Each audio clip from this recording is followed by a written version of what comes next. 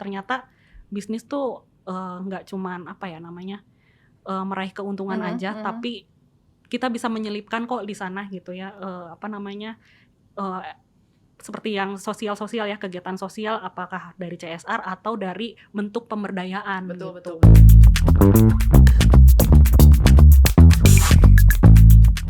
Halo Sobat Antara, ketemu lagi dengan saya Nabila Karisti di podcast Antara Close Up. Episode kali ini kita lagi ada di Bandung, Sobat Antara. Tepatnya kita lagi ada di Puka Official Store, dan di sini tuh kita mau melihat seperti apa sih sebetulnya bisnis sosial atau wirausaha inklusif ya yang dijalankan oleh Puka. Nah, di sini saya sudah bersama dengan Teh Desi ya Teh ya, selaku founder dari Puka.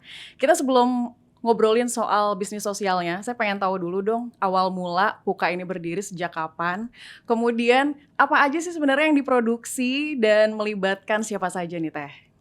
Halo Teh Nabila. Iya Teh. Iya, saya perkenalkan, saya Desi, founder Puka. Memang Puka ini berdiri dari tahun 2015 gitu ya, waktu saya masih berkuliah. Awal mulanya itu sebenarnya saya sukanya tuh memulainya tuh dari passion saya di bidang crafting. Saya seneng banget buat Kerajinan gitu ya Teh betul ya? kerajinan tangan. Saya seneng banget untuk membuat craft dari bahan-bahan yang unik gitu. Nah, bahan-bahan unik tuh kayak gimana contohnya Teh? Nah, ini untuk yang pertama kali percobaan saya itu waktu itu pakai kain goni. Oh. Kan seratnya ya natural fabric ya. Terus saya hias-hias pakai teknik sulam.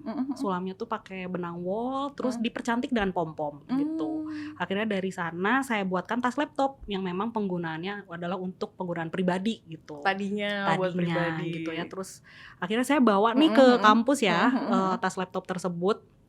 Biasanya emang kalau yang punya karya pengen dong ya dilihat-lihatin ya, gitu kan. Betul, dilihat oleh rekan-rekan gitu ya, teman-teman di kampus gitu ya. Ternyata dari sana teman-teman kuliah saya itu senang dengan produk tas laptop tersebut gitu. Iya, lucu. Akhirnya pada pesen, ada 3 pesanan pada saat itu. Nah, dari sana ini kayaknya menjanjikan nih ya untuk dijadikan sebuah bahan bisnis gitu ya. Betul gitu. Terus akhirnya saya buatkan pesanan itu dan saya membuatkan produk turunan lainnya. Seperti ada tas lempang, ada pouch, ada tempat pensil dan lain sebagainya. Dari sana di 2015 September sampai Desember itu alhamdulillah demand-nya semakin tinggi gitu. Semakin banyak yang memang pengen memiliki produk yang sama gitu ya dengan produk yang saya buat.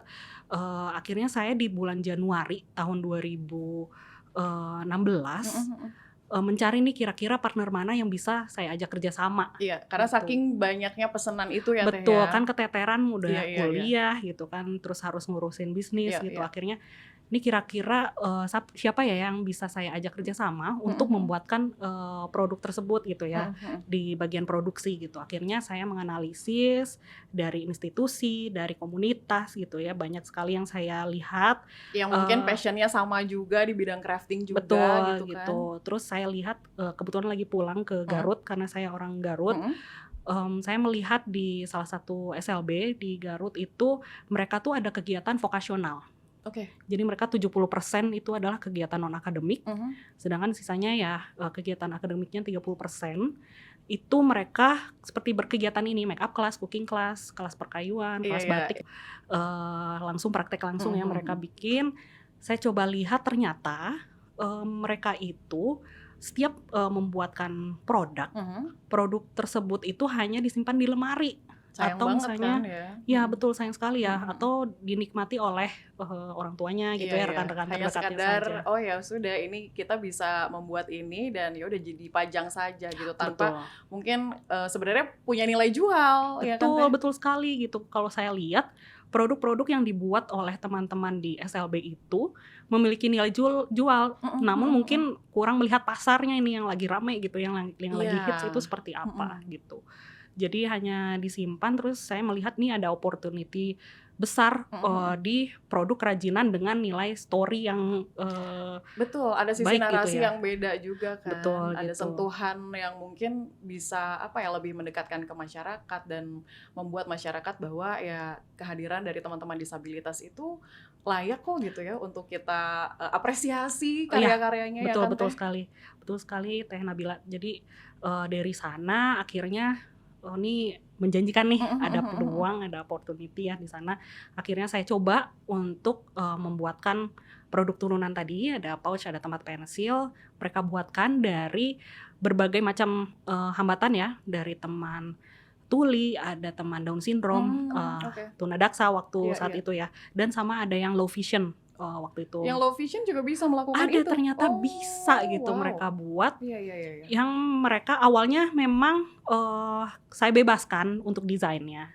Mhm Tapi mhm. ternyata setelah dilempar ke pasar masih kurang ya, mungkin ya karena dibebaskan itu Iya ya, iya. tidak ada desain, eee, yang permanen gitu ya. Mhm Akhirnya saya coba buatkan ini kalian menduplikasi, desain ini gitu mhm ya. Akhirnya mereka coba, lalu saya lempar ke pasar, mhm. ternyata sambutan pasar sangat menyambut dengan baik gitu. Wah, keren keren. Jadi di balik produk yang unik, Iya, ternyata ada value added nih, betul betul yaitu, betul. eee, the people behind the product-nya gitu ya, Iya, siapa pembuatnya iya iya gitu ya. iya iya. Nah dari sana akhirnya ya sudah Mhm kita, mhm. ini Puka membersamai teman-teman, disabilitas Disabilitas ya. untuk berkarya dan berdaya Mhm gitu mhm di mhm sana mhm. gitu ya, di Puka Iya iya, gitu. bisa dikatakan inilah tentunya yang jadi sociopreneur-nya itu tadi ya, Teh, ya. Betul Karena sekali. bisnis yang melibatkan sosial juga, tapi Iya, sebenarnya nggak melulu misinya sosial, mhm, ada value added tadi ya, betul ada sekali. nilai atau mungkin, profitable juga gitu kan ya Teh, Iya, bisa dikatakan betul. begitu. Tapi kalau misalnya kita bicara soal teman-teman disabilitas sendiri nih, terutama Teteh kan berarti dari SLB itu ya Mhm, bertemunya ya. Kenapa sih harus teman-teman disabilitas? Karena mungkin, kita, secara awam ya Teh mhm, ya, teman-teman di luar sana berpikir bahwa, oh teman-teman disabilitas kan, ada sesuatu yang apa ya, menjadi tantangan iya. tersendiri gitu ya Teh ya. Kenapa harus teman-teman disabilitas? Apakah mungkin, sebelumnya sudah pernah mencoba dengan teman-teman yang lain, tapi ternyata yang cocok karyanya hanya dari teman-teman disabilitas nih?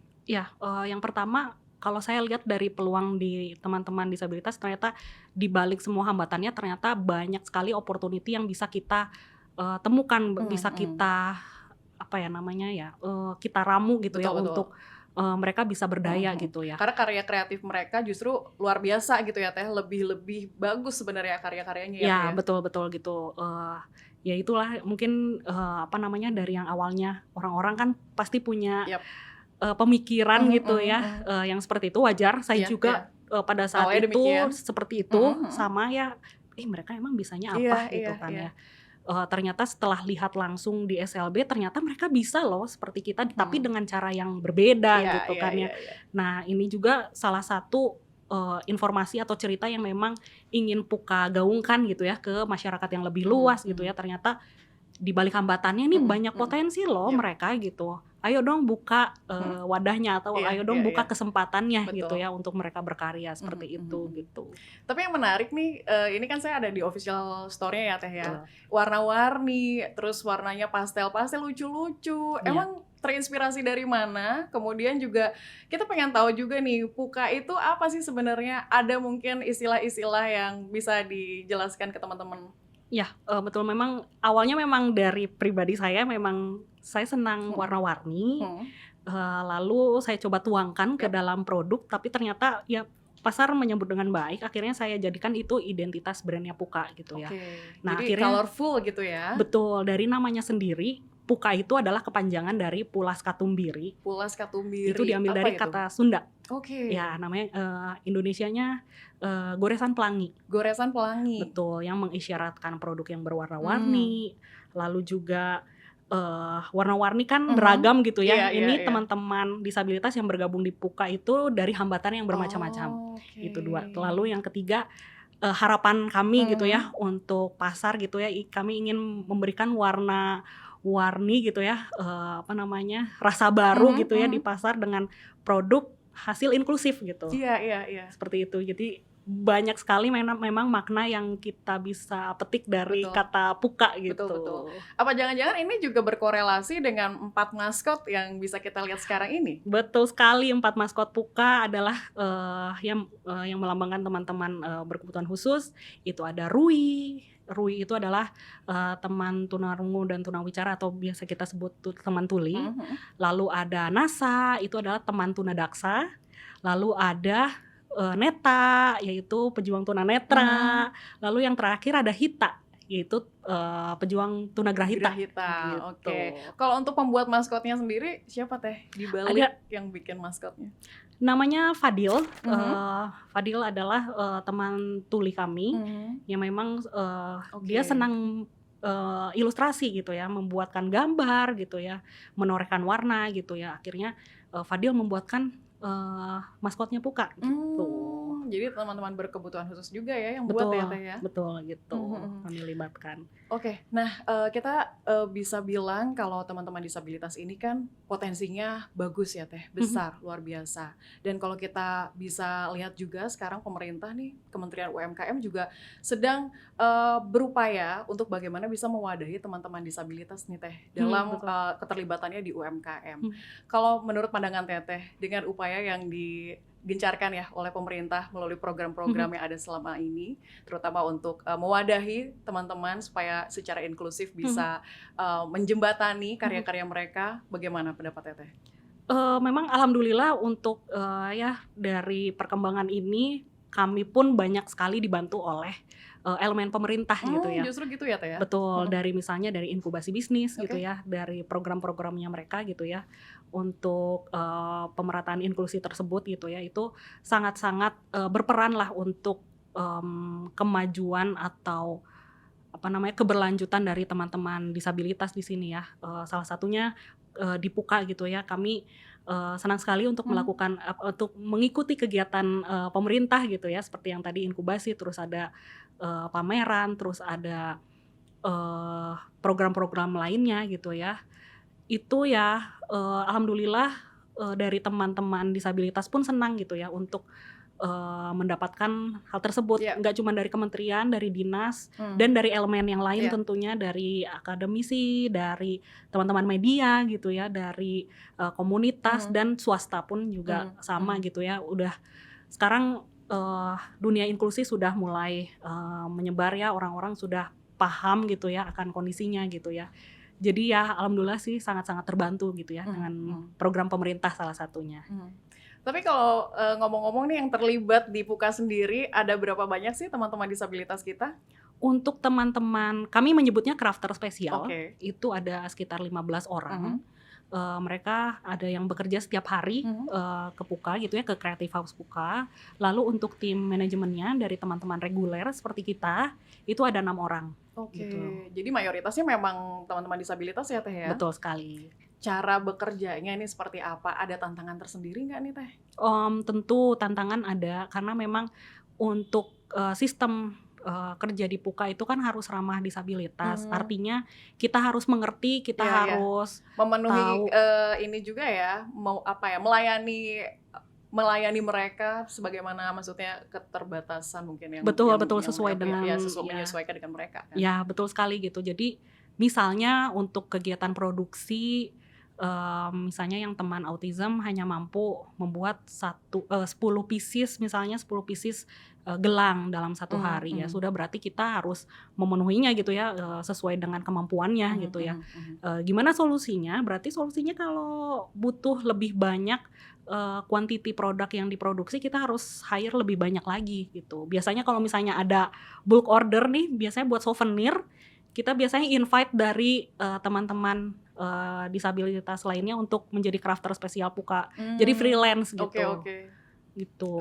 Apa kegiatan yang biasa dilakukan? Misalnya meronceng, itu bikinnya apa aja nih? Apakah mungkin dari dompetnya dulu kah yang kemudian membuat dompet dulu kemudian akhirnya dironceng dengan mutiara-mutiara begitu, atau seperti apa itu teh? Untuk kegiatan craftnya ya, itu kita biasanya mengklasifikasikan teman-teman disabilitas berdasarkan dengan ininya ya, misalnya ada teman-teman intelektual, teman-teman fisik, ada teman-teman yang sensorik gitu ya. itu kita klasifikasikan biasanya yang untuk intelektual misalnya itu kita kelompokkan menjadi teknik untuk pembuatan teknik yang meronce gitu ya, memasukkan manik-manik, terus juga makram gitu ya. Biasanya ya tergantung produknya, kalau misalnya makram biasanya untuk membuat phone strap, mereka full membuat dari bahan material menjadi yang siap pakai gitu. Itu teman-teman intelektual biasanya. Lalu yang meronce juga misalnya gelang, cincin, kalung, mereka full mengerjakan itu, tapi didampingi oleh teman-teman reguler dari Puka gitu ya, tim produksi yang dari Puka gitu didampingi.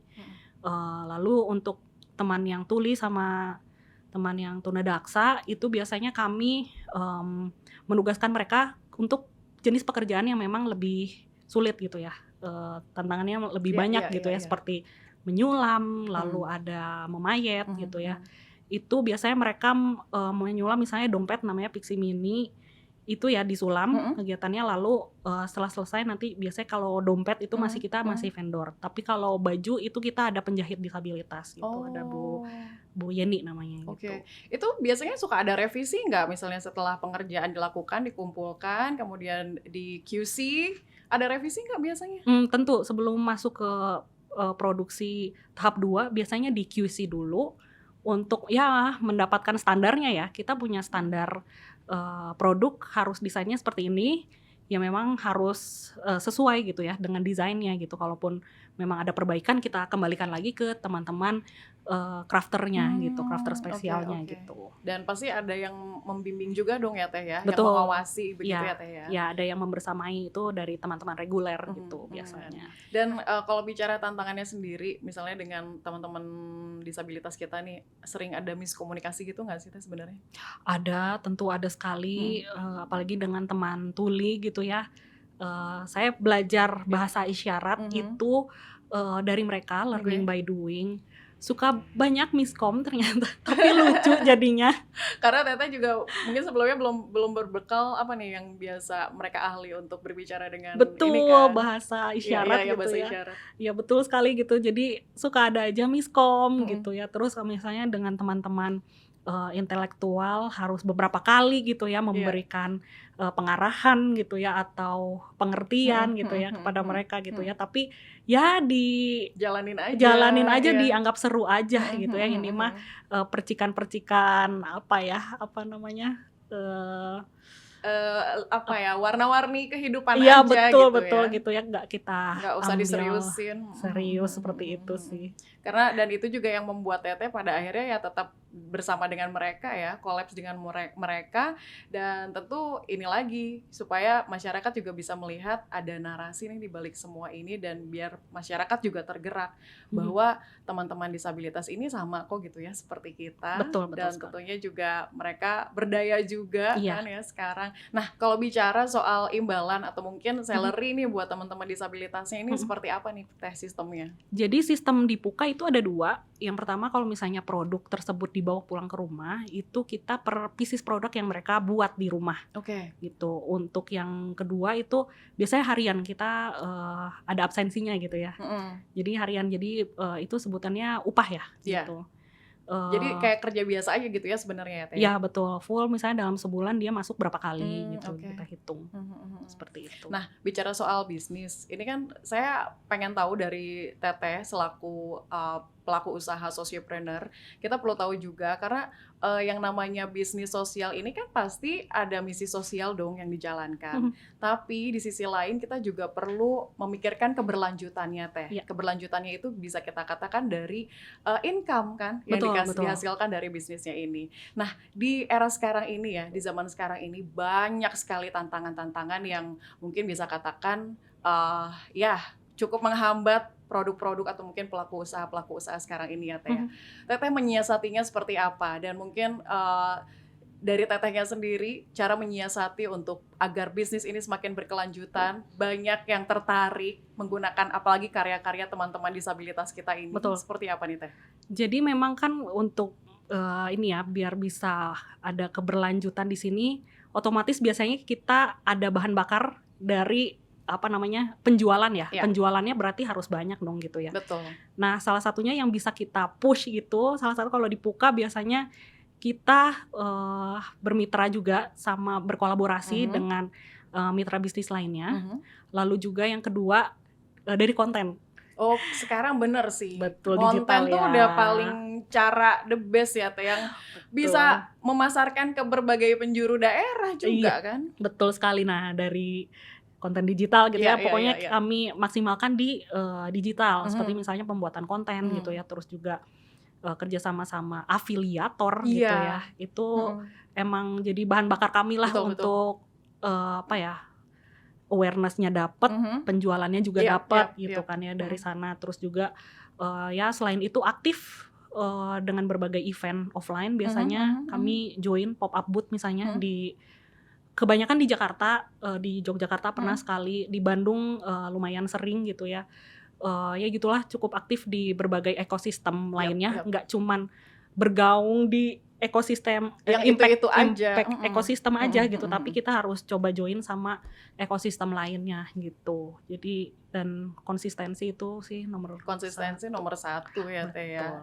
Jadi jangan sampai ketika misalnya produk kita mungkin di bulan ini pasarnya lagi turun, terus kita akhirnya semangat kita juga jadi turun. Jangan sampai begitu juga ya Teh ya. Iya, betul sekali gitu. Jadi ya harus rajin-rajin juga update produknya gitu ya. Lihat apa nih perkembangan yang terbaru, pasar senengnya yang mana ya Teh ya. Dan itu lagi teknologi, digitalisasi itu udah paling paling memudahkan kita ya Teh ya. Betul untuk sekali. Mencari referensi-referensi itu. Iya. Tapi kalau sejauh ini pasar suka seperti apa tanggapan mereka, respons mereka dengan produk-produk kita Teh?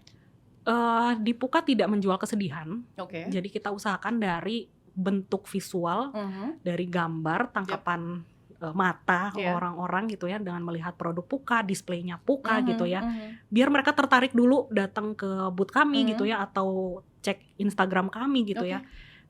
Jadi kami buatkan visualnya semenarik mungkin. Dan ternyata setelah melihat produknya, biasanya kami simpan sebuah cerita di sana, atau biasanya kami tim shopkeeper yang menceritakan, kalau ini adalah produk teman-teman buatan teman-teman berkebutuhan khusus loh gitu ya. Shopkeepernya ada disabilitas juga bukan? Kadang kami mengajak yang disabilitas. Kalau yang luar kota memang ada teman reguler sih yang memegang. Kalau misalnya di Bandung kami suka ajak juga mereka agar bisa bersosialisasi dengan audiens gitu ya. Itu juga bikin mereka happy gitu ya. Nah, setelah kami menceritakan atau mereka melihat ya, audiens melihat cerita teman-teman yang membuat, teman-teman crafter spesial yang membuat produk itu, ada elemen of surprise gitu ya. Oh, masa sih? Oh, buatan mereka ya gitu ya. Iya, ini buatan ini. Biasanya kami juga buat ada foto-fotonya gitu ya, teman-teman yang membuat biar kita lihatkan juga gitu. Betul, ya. Siapa sih pembuatnya? Iya, betul, seperti itu. Jadi ada kesan wow gitu ya dari audiens yang melihat produk Puka, oh ternyata mereka bisa juga ya gitu. Karena itu lagi ya Teh, penting ya, kita jangan sampai menjual kesedihan hanya karena supaya produk-produknya ini laku nih, laris di pasaran, tapi justru dengan kita memperlihatkan dulu ya kan produknya, hasil kreatifnya seperti apa, masyarakat tertarik ya kan, konsumen tertarik, baru kita perlihatkan ini loh gitu kan di balik layarnya. Betul seperti sekali. Apa. Nah Teh, kalau kita lihat juga ini kan produknya beragam ya Teh ya, mulai dari tas ada, kemudian ikat rambut ada, macam-macam ya Teh ya. Tapi kalau sekarang yang lagi rame ini, yang lagi laris di pasaran, apa sih yang lagi dicari sama konsumen? Yang lagi laris itu untuk yang di Puka di bulan ini adalah scrunchie sama pouch. Itu mungkin kalau scrunchie memang statementnya rada unik gitu ya, besar apa nih gitu, fluffy juga. Kayaknya orang-orang tiap yang hinggap di boothnya Puka dia langsung pegang apa nih gitu, langsung ini apa nih, scrunchie karena gitu. Karena satisfied ya. Betul ya, mungkin karena fluffy-nya itu jadi gemes gitu ya orang-orang gitu. Terus ada pouch juga, itu disulam sama dari bahan kain goni, masih disulam sama teman-teman crafter Puka gitu ya.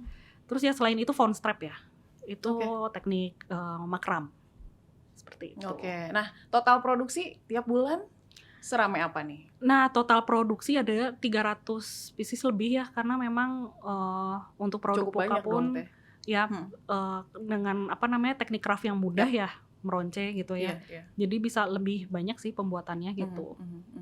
Tapi berarti marketnya atau pasarnya lebih ke teenagers mungkin ya, remaja. Betul, range anak-anak. usianya dari 15 sampai ada 40 tahun juga 40 ya. 40 tahun juga ada ya yang mereka yang gitu. suka colorful things ya kan Iya, Teh. cewek-cewek kue gitu Iya, cewek-cewek kue. Dari 2015, sekarang udah 2026. Ini artinya udah berjalan 11 tahun. Ini bukan satu hal yang mudah ya Teh ya. Kita pengen tahu juga dong profil dari Teteh sendiri. Ini awal mulanya memang Teteh ini memang sudah merancang masa depan Teteh pada akhirnya ya di bisnis sosial ini atau seperti apa? Apa sebetulnya yang bisa Teteh lihat bahwa bisnis sosial tuh tetap menjanjikan kok gitu dan tetap bisa mendapatkan laba sebagaimana yang kita targetkan kok. Oh iya, jadi memang pada awalnya memang saya menyukai kegiatan berdagang gitu ya dari zaman SD gitu ya, terus kan kuliah pun background saya manajemen saya ngambil konsentrasi marketing.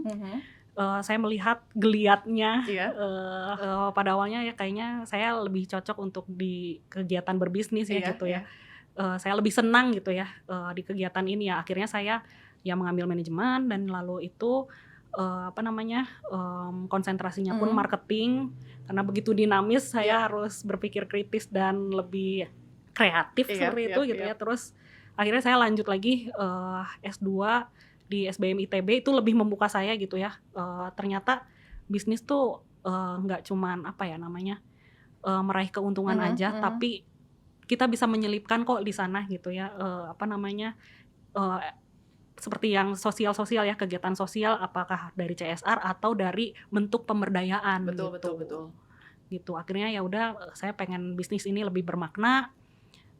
Akhirnya ya itulah saya temukan ternyata dari teman-teman berkebutuhan khusus gitu di sini gitu. Tapi memang untuk perkembangan dari bisnisnya ini kalau kita bisa bilang ini kan bisnis sosial tuh biasanya ya orang-orang tuh berpikir bahwa yang biasa melakukan CSR nih atau NGO nih.